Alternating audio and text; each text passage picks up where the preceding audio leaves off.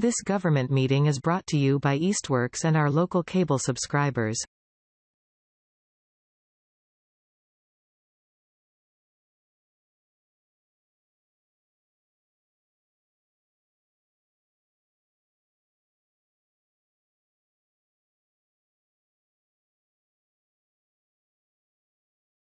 Good evening. This is the Easthampton City Council Finance Committee meeting for September 11th, 2024. We don't have any minutes. Our clerk is recovering right now. But I think today for the agenda, we're gonna go over the audit, and then we're going to talk a bit about pay and stipend. And I have a couple proposals there, but I know that Mayor, if this isn't the right time, or if there'd been a scheduling mix-up, that's fine. But I had spoken in August to Lindsay, I believe, and I had said that this would be because I know you had said you wanted to talk about it. It's fine. I mean, yes. Okay. Who wants to go first?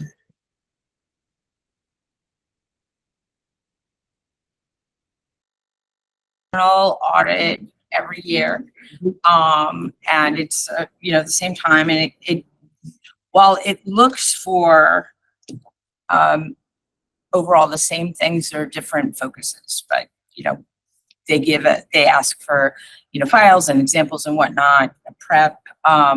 So this year we actually had a finding that was like publicly. Sometimes you have management letters that say get on this, and then sometimes you actually have a finding. So we had findings around basically our cash book, keeping up to date, being behind, the effect on the rest of our fiscal operations, and sat down in a closing conference or closing meeting with our auditor Scanlon, Tom Scanlon, to talk about what we could do to correct it. And I had to write a correction plan around policy and protocol, how specific timelines of when the cash book would be reconciled every month, and those sort of things. So we would have a solid idea where we were in the cash position. There was no fraud found. There was no material deficit as far as policies and procedures, but they needed to be tighter. And they were looking to see things out of the treasurer's office with a little more detailed, and the creation of a shared document that tracks those transactions. So like right now I could get on it and see where we are with reconciliation and cash book and variances between treasurer and auditor. So we have a plan, and we have told the auditors that we will have made substantial progress by like September, October. That said, I wanted that conversation or the statement on the record, right, just because it's not something that has happened before. And since I've been mayor, it happens in different communities, and it's happened here a long time ago, but it's rather significant. A lot of money goes in and out of our books, out of the city, and grants or whatnot. And yes, you put it, we have to post it on the website. We show it to city council. It's on a vote, that sort of thing. But it doesn't always make the level of conversation and on actually forward comment by my office that oversees it. And with our new policies and timeline, the ultimate report out or the ultimate tracking of this will be the mayor's office, to track and whatnot in a conversation. So that said, specific steps and whatnot, I'd like Jessica to speak to what's going on in her office, what happened with the audit, where we're going from here, and then Hazel, thank you, Hazel. for somebody I see so often, you would think.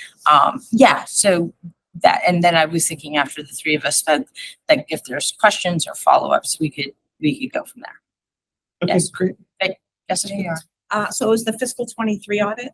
So it was the first full year of me being here. Mhm. So part of it was the cash book that was used in Chicopee. So it was a little bit of learning curve and Sorry, just one thing, just for the benefit of anybody who might be watching. Fiscal 23, we've got a July to June fiscal year, right? So that's, that would be July 2022 to June 2023 is what's being audited. Yep. Okay, go on. Yep. So we have, for this fiscal 24, I think we are in a much better place. We've done the spreadsheet that Tom Scanlon has asked us to do, made more detailed notes in all of the cash book. And so we wouldn't have this issue going forward. Okay. Or in this, not even this audit. That's So do you anticipate that when we audit fiscal year 24, that a lot of this had basically been corrected, you're saying, because we're already through fiscal year 24. So what you're saying, that a lot of this was probably already corrected before? some of it was corrected. They had given us a spreadsheet to do at the beginning of this last year. Right. But it's been further tightened up and further detailed between Hadel and myself. And just for explanation, so yes, we're in we're in a new fiscal year, but the books from the prior fiscal year and you actually are managing a couple of fiscal years and closing out, and that is typical. That's the way it works. So Scanlon will come back in and take a look at what we've done in this particular fiscal year, which certainly rolls over to fiscal year 24. There's a connection, but it's not unusual that the fiscal 23 would still be open. We'd still be looking at it while we're in in fiscal year 25. So we're Okay. And so Hadel, I mean, that's the lay explanation of where we are with fiscal years and what the auditors, but if you could just clarify when they come back in, what are the auditors looking for and what I promised them. So 2023 audit finished officially sometime in July. That means typical. Let's start with the typical cycle. We end fiscal year in June. Any fiscal year in June, I start closing the books, which includes all the reconciliation for receivables, cash book, all the receipts from police department and fire department. All of those needs to be tied out along with all the grants, trust accounts, agency accounts, enterprise fund, general fund. All the revenues and expenditure needs to tied out. Once all of those are tied out, I have a list of end of the year list, which I have to do, like a closing entries for accrued payrolls or like two warrants going over for fiscal year at the beginning of the fiscal year. So once that process is done, that's when I start working on my balance sheet. And that's when I call external auditors in before I submit to DOR, and then external auditor comes to say, oh, we found some issues, and I don't want that to happen. So what I do here is I call external auditors beforehand. If I miss something or any other department miss something and they catch it, we fix it before all the reports get submitted to DOR. This whole time, and then that's balance sheet, then there's a tax rate recap and a compensated absence takes place. And Schedule A, that's another thing. So if everything happens in a timely manner, this all should be done by December of the fall after the June. So June is the closing of the fiscal year. By December, all of these things should be done.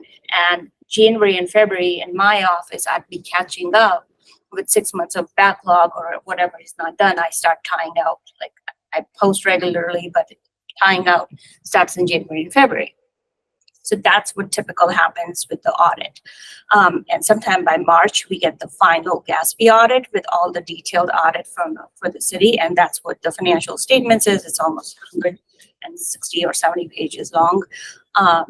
What happened with 2023, there was issues with the cash reconciliations. We had audit in February of 2024, which should have happened back in October. Everything got delayed, and now it's a snowball effect. We finalized in July with an audit finding, as Mayor mentioned. We agreed to make sure that everything ties and more stricter controls are in place. Now, what I am doing right now is I am catching up with the backlog of 12 months. It would end up being 14, 16 months. But I'm catching up for fiscal year 24, which is going to be from July of 23 to June of 24. I just finished everything with ambulance, police, and water and sewer. I have May of 24 with from collections department, and I will have to do June. We did preliminary cash reconciliation, but there are some it's not a finding, but it's like, sometimes few cents were recorded in the wrong way. The whole purpose of reconciliation, like, okay, my side number is not tying out with your side number. Oh, gee, I didn't add this. Oh, I didn't have, like, one of the turnovers was not given to me. Here's the turnover. Can you pull it and post it? And those kind of things. So typical reconciliation looks like is you find the errors, that there is a balancing error, and you fix it. So we did the preliminary for the whole fiscal year except for the month of June. So I would say from July to May of 24 is done.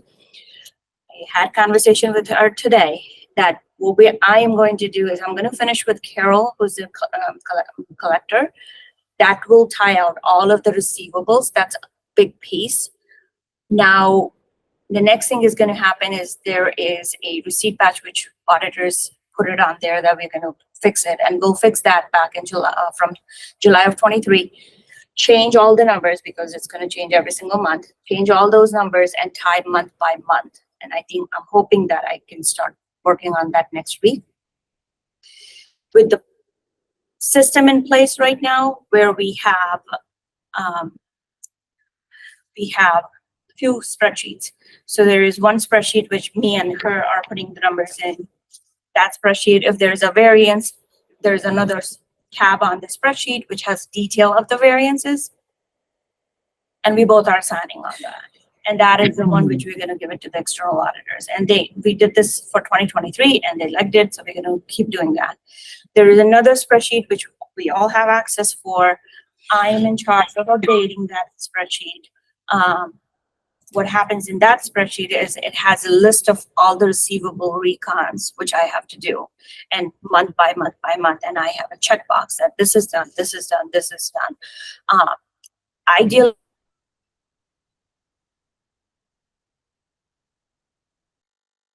July, August. By September 15th, I should be done with that whole month just to catch up. But right now it's like, I'm checking off all that. So that's going to go to the external auditors too. What Mayor has promised is like she's going to keep reviewing all these Excel sheets. One of the review she's going to do is the cash book. And that's what she promised, and she's doing that. There are questions. When we meet, we discuss about that. There is more specific stuff which we are looking at this point, like putting the more details on the spreadsheet, or maybe create another tab with the details that should cover it.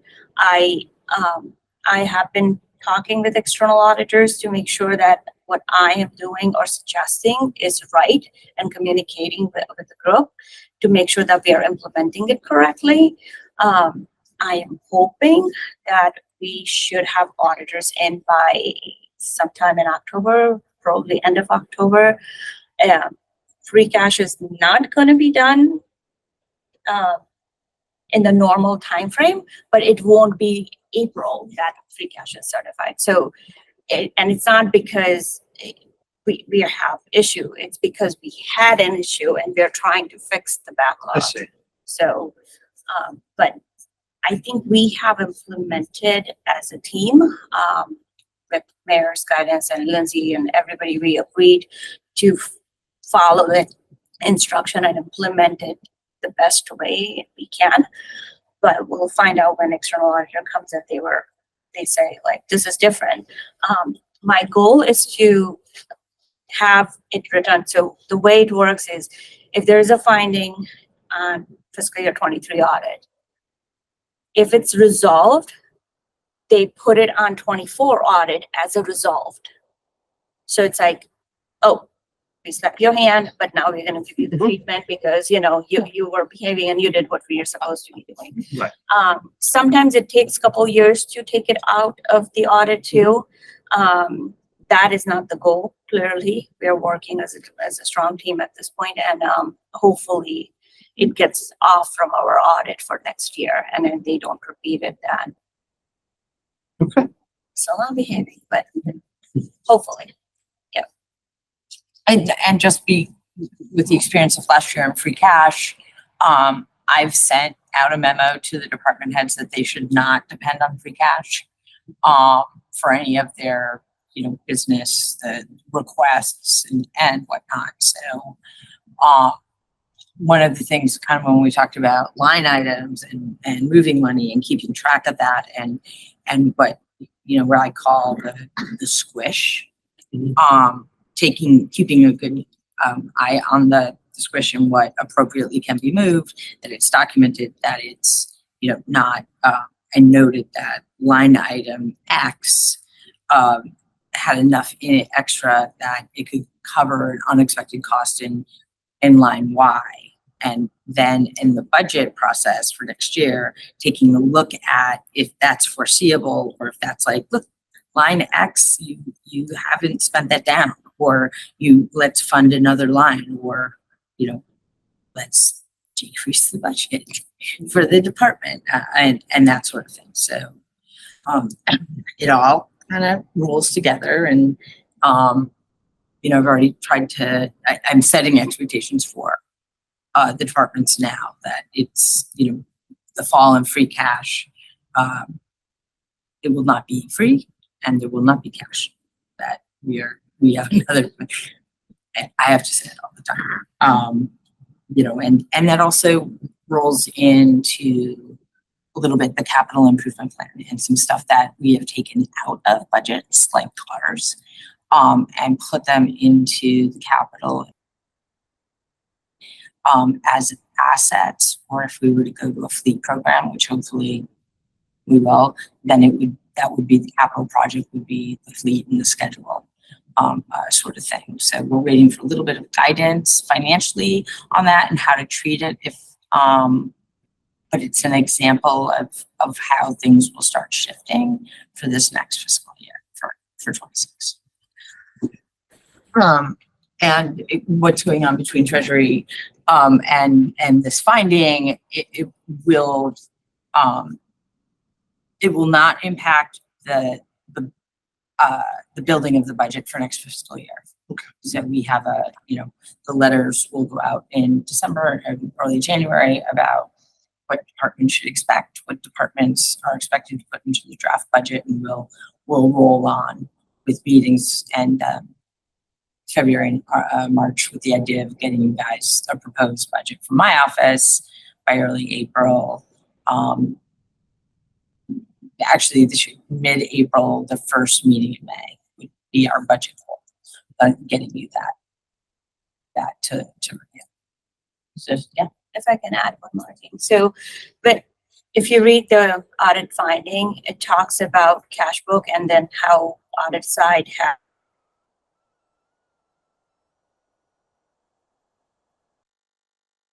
everything that should have been fixed.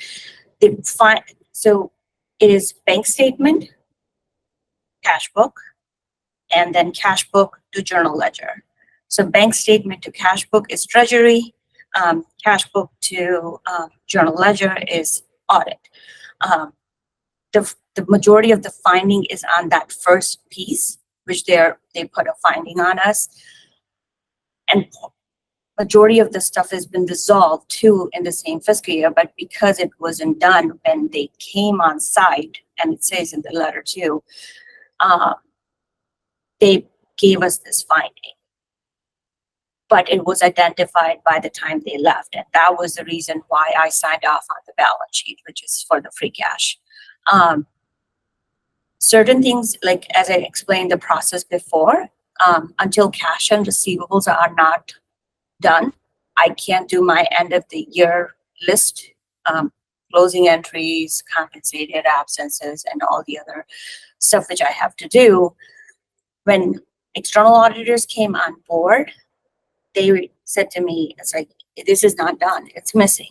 So they put it on as a recommendation that they would like to see this when next time being done when they come for 2024 audit.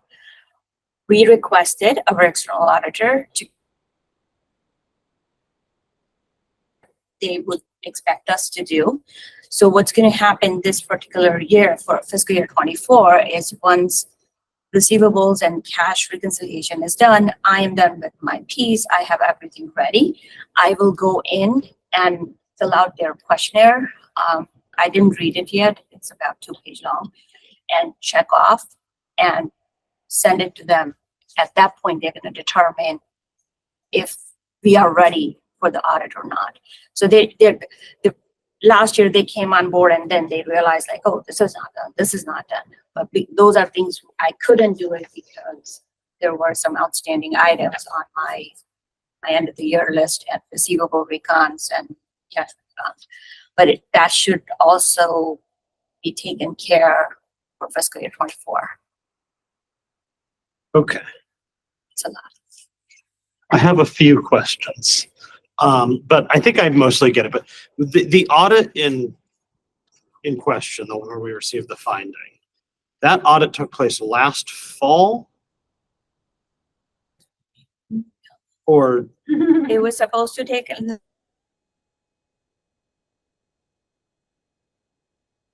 done in timely manner. okay. I couldn't call them. And when I called them, they were like, is cash reconciled? Is receivable reconciled? These are the first questions they asked. And I said, no. So they said, go back and do that. Once you finish it, then you call us in.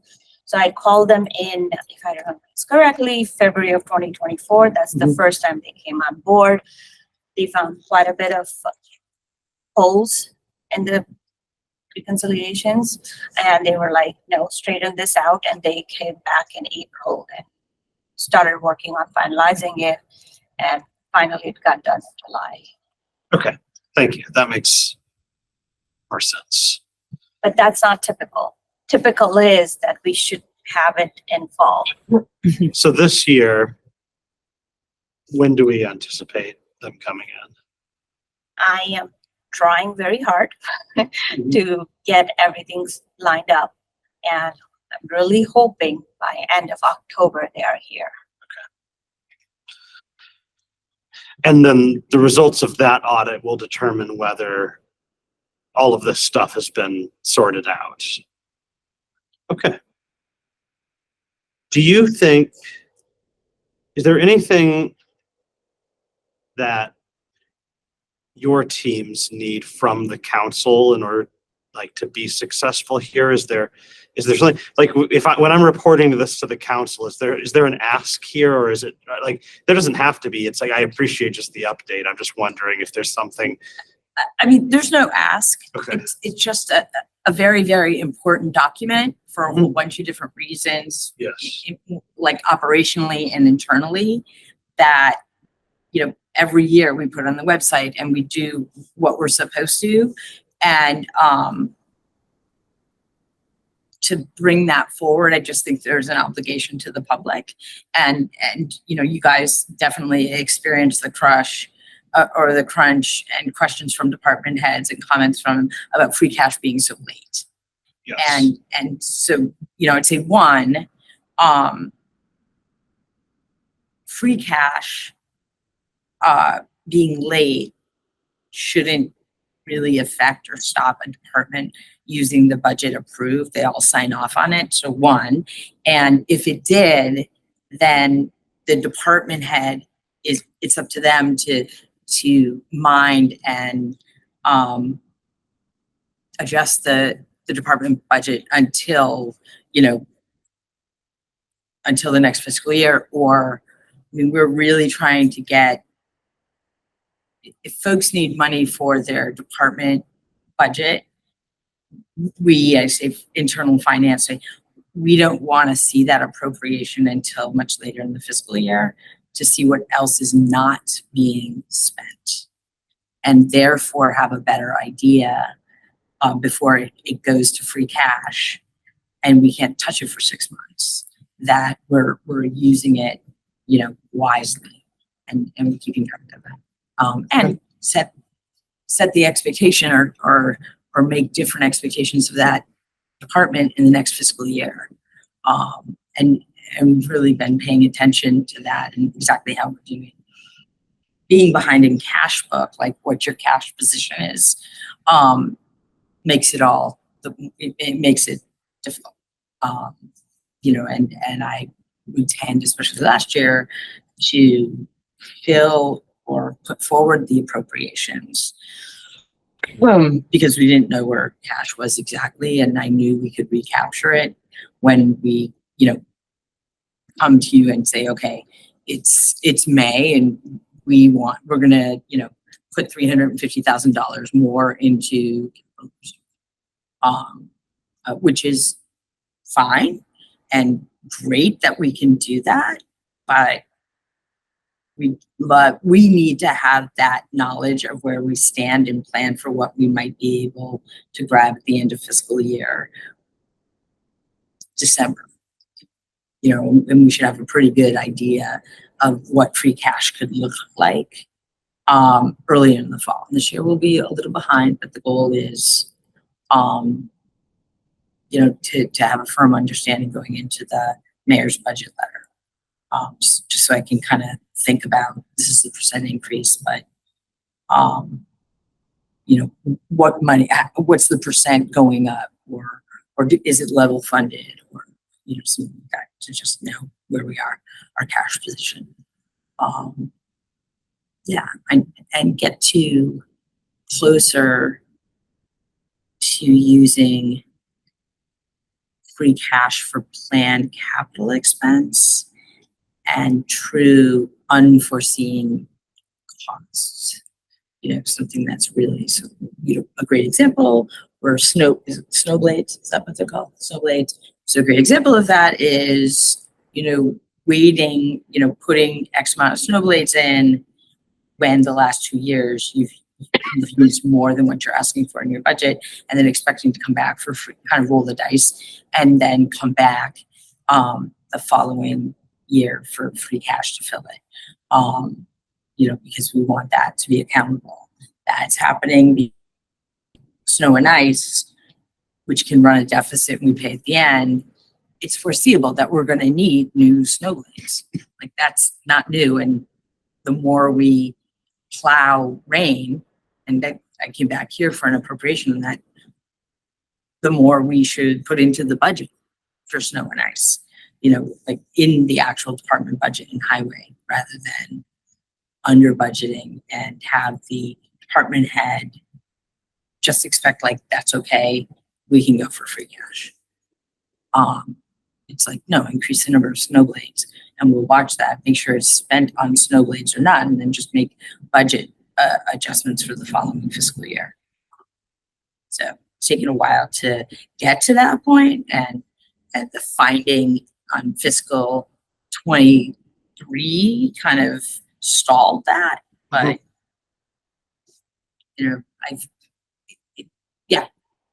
it's digging into the minutia and really checking the pennies every month and seeing where we are, why we're behind, why something is happening to flow from knowing our cash position in the flow. Okay. Counselor, do you have any questions? Some comments and questions that might come out of me talking. First, I just want to acknowledge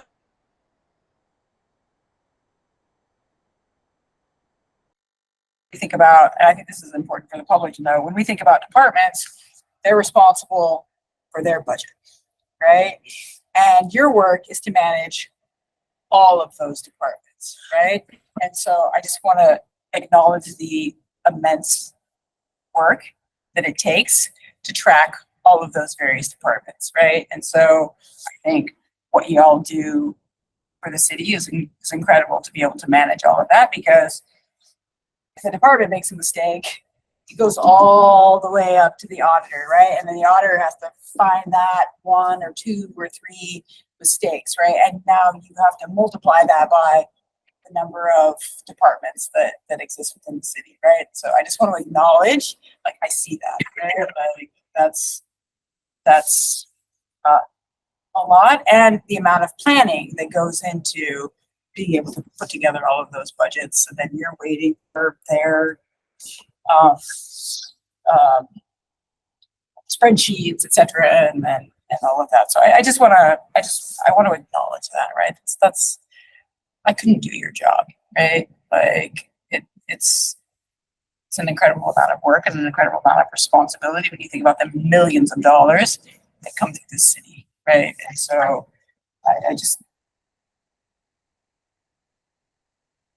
because there's a finding, but there's thousands of things that weren't findings, right? And so I just want to say that. I'm glad that free cash was discussed. I was going to ask about that. I think that that was a huge I'll just say situation that we were all kind of dealing with, and I think the city council, and particularly finance, was dealing with that during budget season, which was I don't want to use the word hardship, because we're all in that dealing with it, but it was challenging to be thinking about next year's budget while we're also trying to make sure that we can get departments funding and things like that. So it did make me think and wonder just a little bit about departments relying on free cash to kind of get them through. And so I'm glad that that was mentioned. I think that is a little bit of a concern, right? Like, is that something that's being relied on heavily as a process, particularly in this particular year where we've got a deficit, right? And so we've got to be able to make that up. And if people are like, oh, well, there's free cash that we can rely on, then we're playing a little bit.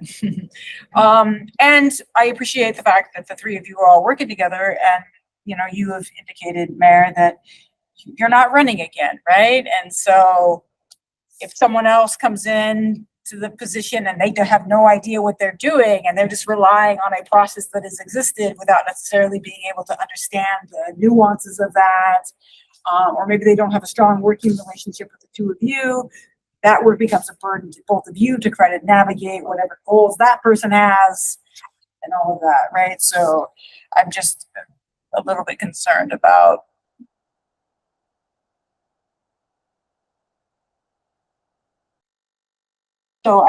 I want to, acknowledge that. And I also want to acknowledge, I know that council is responsible for the auditor, right? And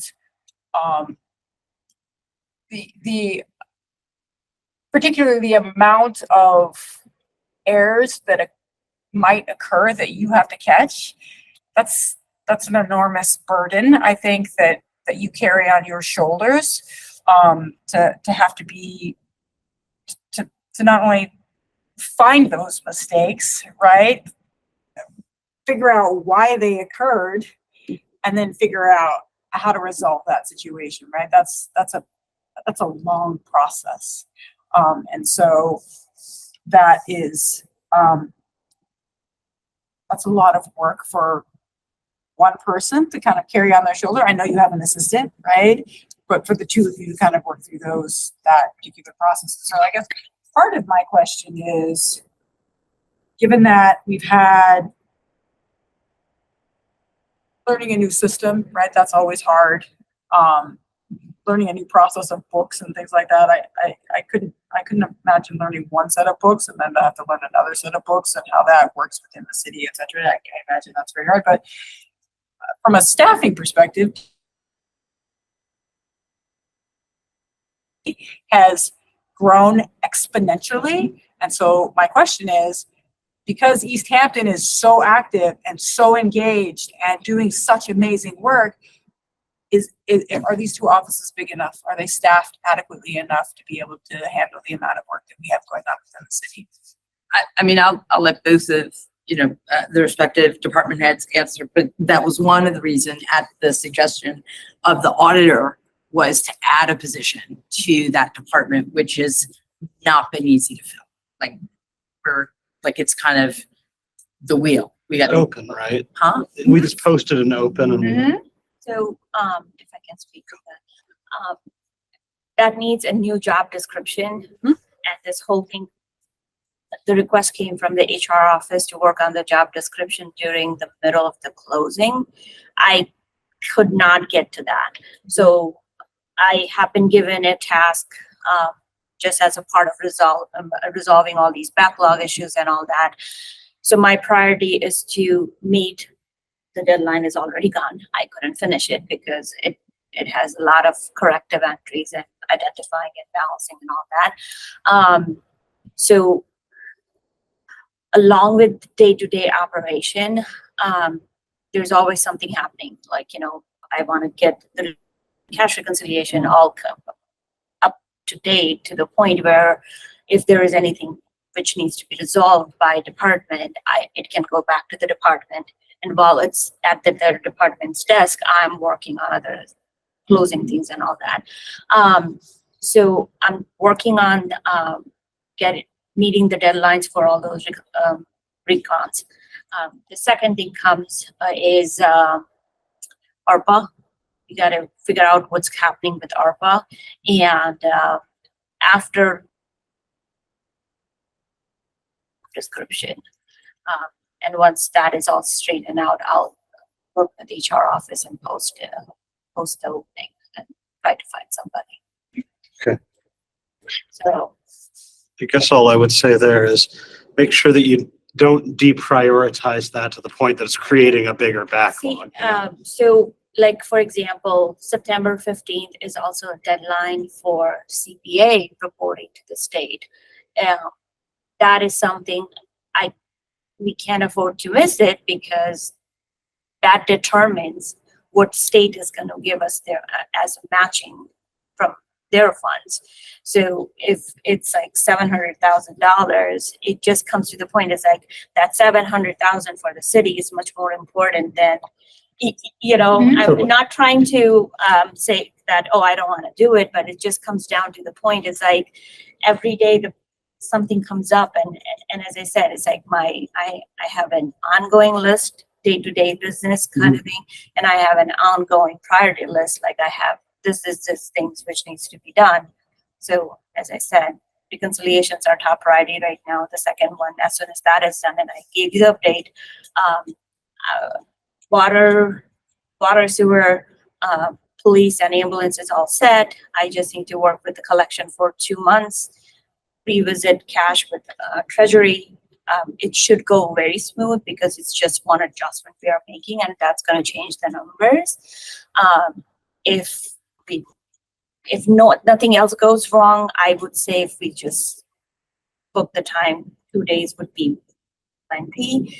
And once that piece is done, I am going to work on the job description and see. And Emily, our HR director, also offered me help. So I'll coordinate with her and see what we can do to get somebody on board.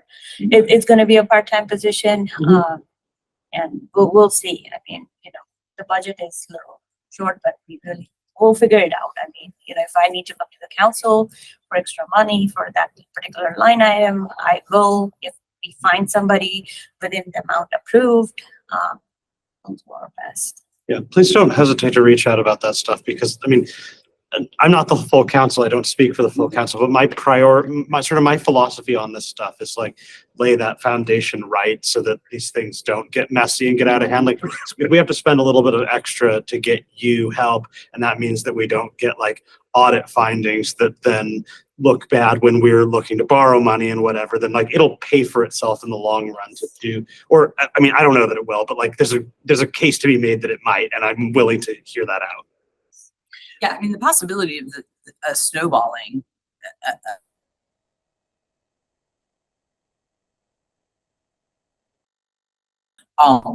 and what it does to other, departments and, all of that in the timelines. And that was very well noted by me, and not to, the other, I feel like two things I have to comment, and Councillor Denham's comments reminded one,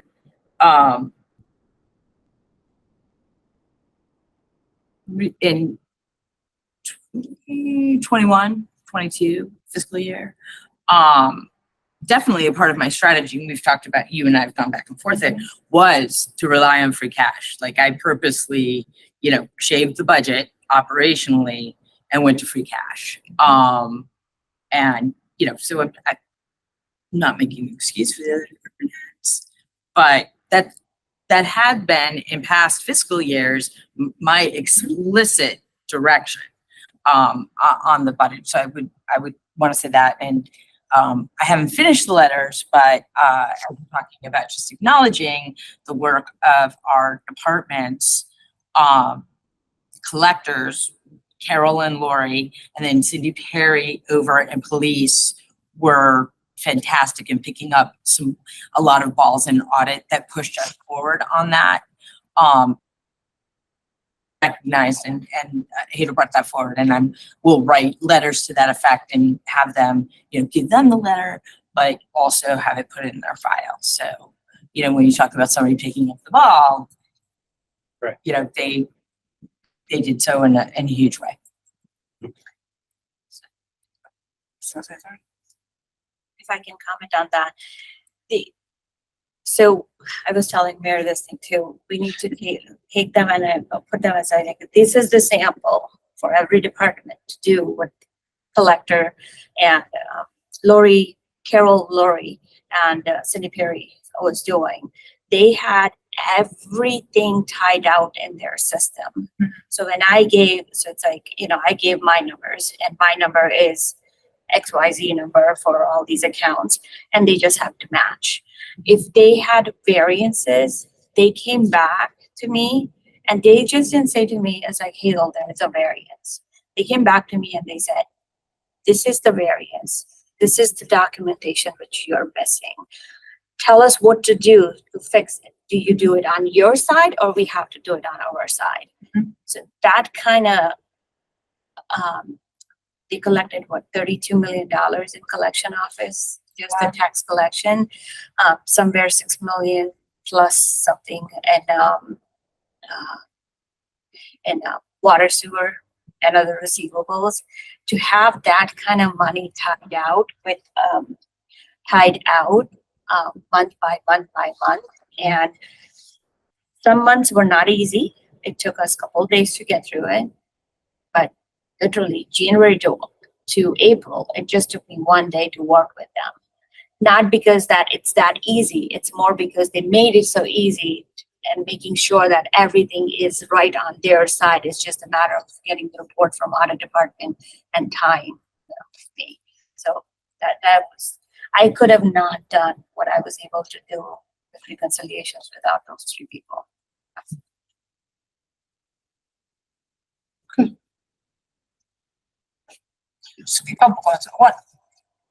I understand the strategy, totally appreciate the strategy, get it.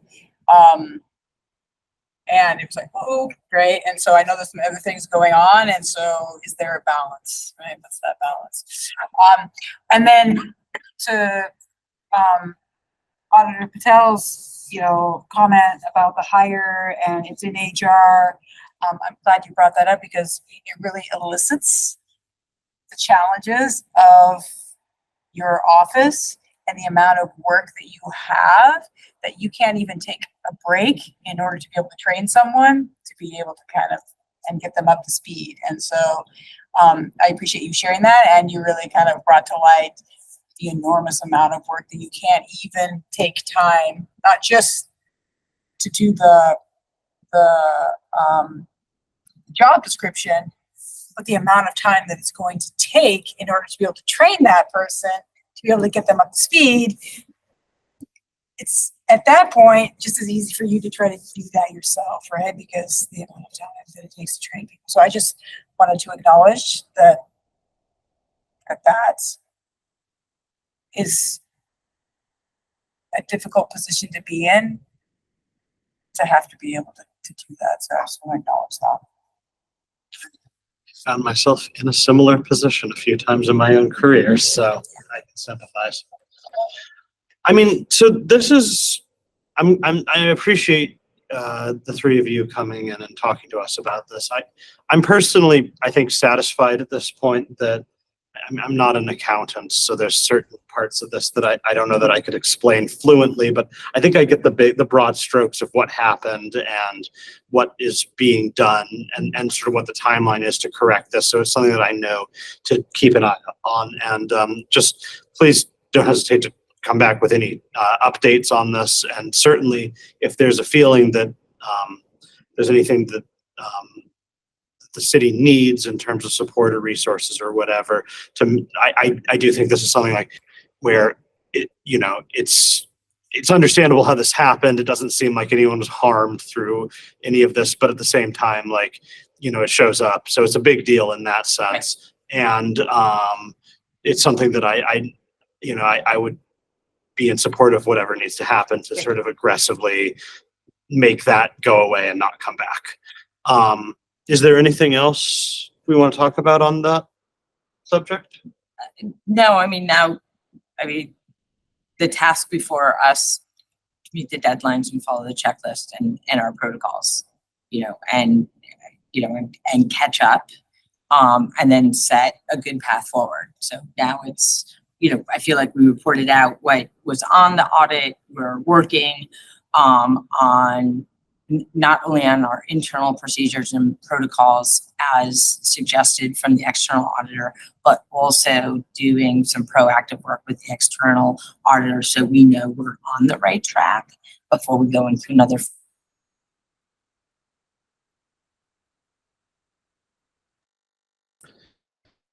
With that in mind, I was hoping Councillor Terrell would be here, and just so that we would have all three of us here to talk about salaries and stipends.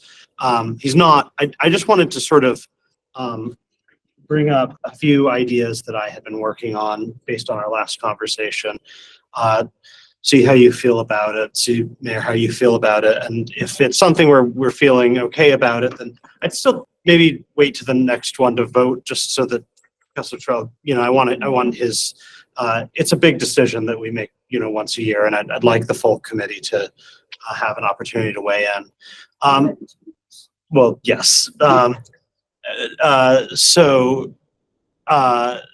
thank you for the correction. So basically what I think, based on the last thing that we were talking about, I caught kind of three big takeaways. One is there's a lot of well-founded sensitivity about making any big changes right now, because we are in a deficit, and we have to be thoughtful about that stuff.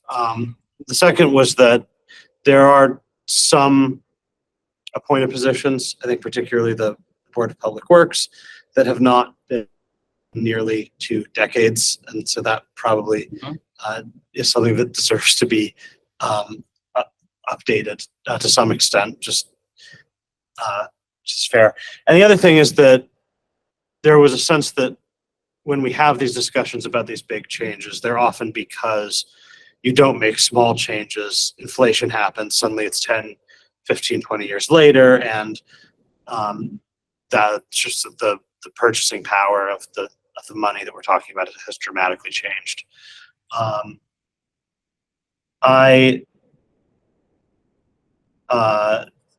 with that in mind, sort of had broadly, I also reached out to the council to see if anyone had any thoughts. I did get some thoughts from our council clerk, but none. I don't believe I received any emails from it. I'd received some thoughts informally prior to that, so I know that sort of broadly where some people are. But since speaking about this a week ago, I haven't received a tremendous amount. Our Barb did suggest that after reviewing, just here's that our mayoral salary is still somewhat low compared to peer cities. So that's something that I think maybe is worth looking into. But putting that aside for a moment, when it comes to the stipends and of the elected and appointed officials, kind of what I had thought of as maybe a good thing would be to schedule for next year and for the year after that, because again, we only do this every 2 years, like a 2 or 3% cost of living adjustment for the elected officials. So just so that it doesn't, I feel like we did a good job correcting what had happened in the past in the 2 years ago, but just to keep it from slipping back to that point, build in like a 2 or 3%. So that would be each year, each of those 2 years. And then in terms of the Board of Public Works, I did look at the Bureau of Labor Statistics inflation calculator, and what they're paying right now from 1997 to now, it's nearly the value of that's nearly halved. So it's currently 300. I thought that it wouldn't necessarily break the bank to increase up to 600, since it's only is it a 3 or a 5 person? It's a 3-person board. So bringing it from 3 to 6, I think would probably not kill anybody, but would acknowledge that has been kind of allowed to slip. So maybe we should start there. How does the 300 to 600 sound for the Board of Public Works? I asked our clerk to just explore, do other cities have these boards? And if so, what are their salaries and what are their stipends and things like that? Mhm. A number of cities don't even have boards. They actually have other positions that actually do more work than what a board would, right? And so their stipend or salary or whatever is significantly higher, but there's more detailed work that's involved in them. One city that has a board, their board is paid $200, right? And so I'm trying to understand what is the level of work that they do, right? I want to be fair, right? Like I want to be fair. What is the level of work they do? How has that work changed over time, right? Because I want to be fair, but is that in line with what other communities are doing, right? So I'm just trying to understand that a little bit more, because a lot of cities don't have our size, don't have boards. And so I'm just trying to understand that. Yeah, I mean, the amount of, so the Board of Public Works, so I've got two things. They are becoming more and more active because we have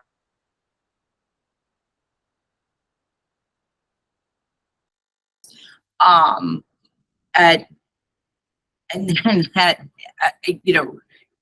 on the other side of it,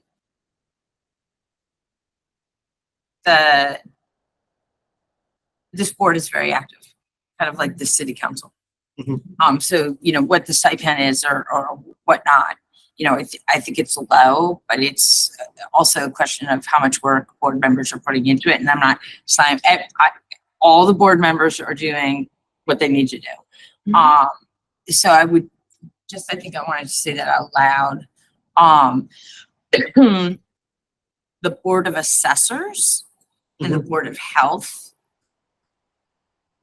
are much more active because they have to be. Right. And I would just want to, I just want to say that out loud for consideration.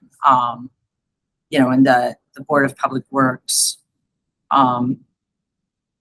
it's intermittent depending on where we are, water management or like rate setting,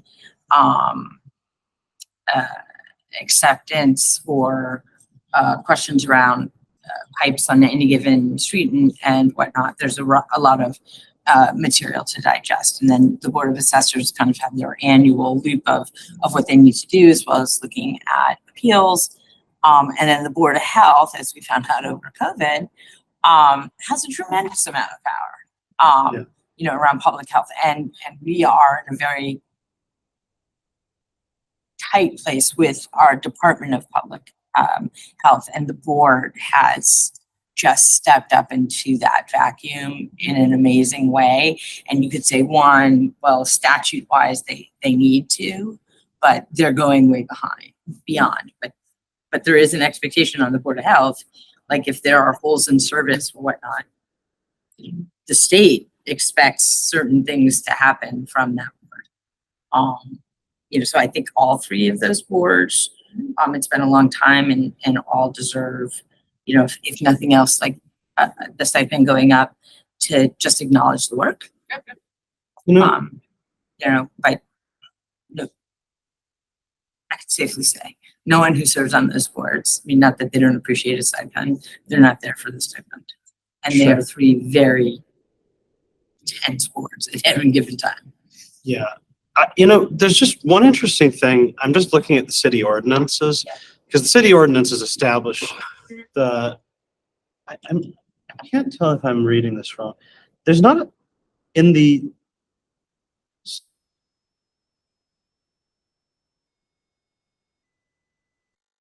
and then it's got Council on Aging, Planning Board, Veterans Council, Board of Public Works, Conservation, CPA, Agricultural. It goes on. I don't see us actually having anything in here specifically relating to what the stipend for the Board of Assessors or the Board of Health should be. Not to say, I mean, I'd be comfortable personally just giving all of those. If it's been 20 years or something, I'd be comfortable just giving those all just an appropriate inflation adjustment. We know how much inflation has been. I think it's pretty easy to say, okay, this is what the people of the past thought was fair to pay here, and let's just move it back to that number. You know, I think that's and they're treated like employees, like personal action forms. Like someone steps off one of those boards, I get a personal action form just as I would for anybody else, any other employee that says so and so has terminated employment because they don't want to be appointed, and then somebody new comes on one of those boards. I get a PAF and it says so and so is now on this board, so we need to pay them the stipend. It goes through payroll. right. So the amount per se, I think is set like in this setting, and then they go on payroll. And so for people who are currently on those boards and there's an inflation adjustment, I would get a personal action form that increases that amount. Right. You know, and of course, you know, it's at the pleasure of the council if that becomes part of the ordinance or not. But that's how it's been. That has been the path forward as well. Technically, they are special employees. Yeah. Pay into our retirements and all of that, don't they? They pay into OBRA because we don't put into Social Security. So So it actually brings down that. But I do want to acknowledge, like, I do think they should be compensated. I want to be supportive. I want to add to that. I want to make sure that I mean, I think that with the Board of Public Works, one of the things that makes it difficult, when I was on the Charter Review Committee, we ended up having a lot of conversations about the Board of Public Works as a specific Easthampton institution. Yeah. And a lot of the things about it maybe works a little bit differently than some communities. And part of the reason for that is that our home rule charter really wanted to take a lot of power about rate setting out of the hands of elected officials, because it believed that the elected officials couldn't be trusted to set rates at a sustainable rate, that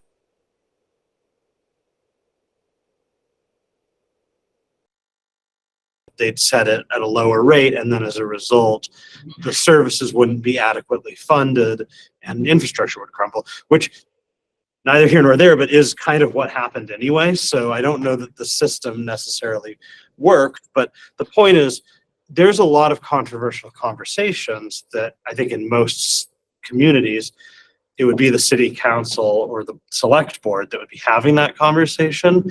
That here it's this appointed board because there was this thought that somehow that could insulate the infrastructure from being neglected or looted by electeds. I would also say the way that the Board of Public Works is structured here, really invites an expected conversation with the board and the DPW department heads, the consultants. Like a lot of the work that we do around stormwater management and rates and figuring that out, there is Ty and Bond or somebody like that comes in, and that conversation happens with the board that ultimately sets the rates. But it's a good back and forth. I mean, sometimes it takes a while, but you know, as far as public input and concerns,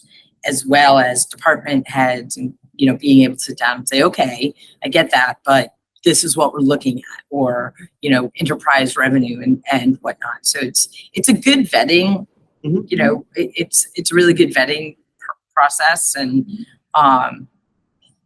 you know, it gives the public, but as well as the department, like what's doable from their perspective. All right. Well, I have this horrible earache that's kind of starting to get a little distracting, and so since I wanted to vote on this next time, the presence of Councilor Terrell here anyway, I think this would be an okay time to adjourn if that's all right with everybody else. But just for what it's worth, I think what I'm going to propose at the next meeting, just because like there's probably a lot of different philosophies on what you could look at about how you want to do this, what your goal is, what you're wanting to achieve. And I don't have a lot of strong feelings on it, but I also don't have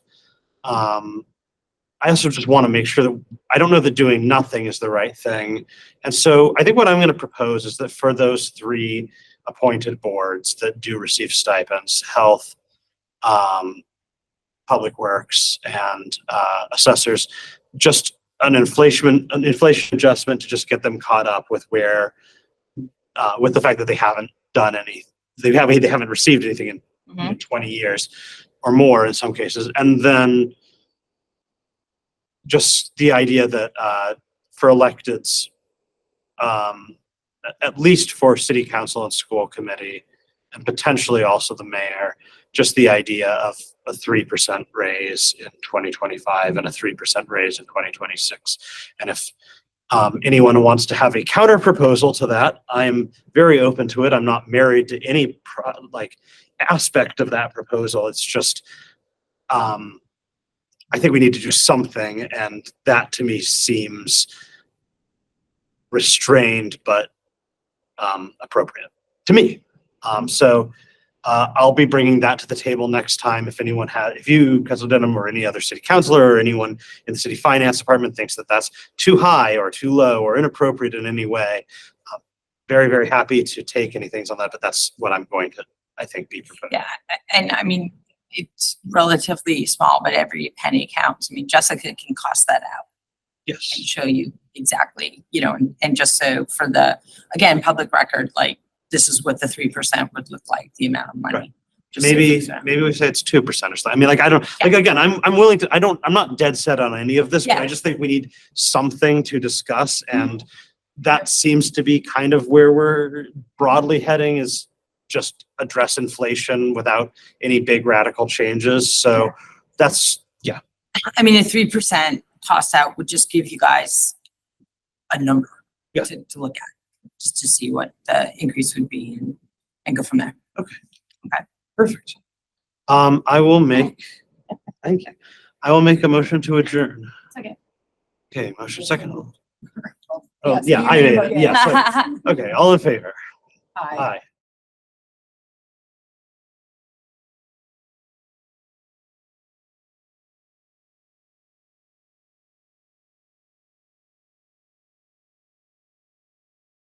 This government meeting is brought to you by Eastworks and our local cable subscribers.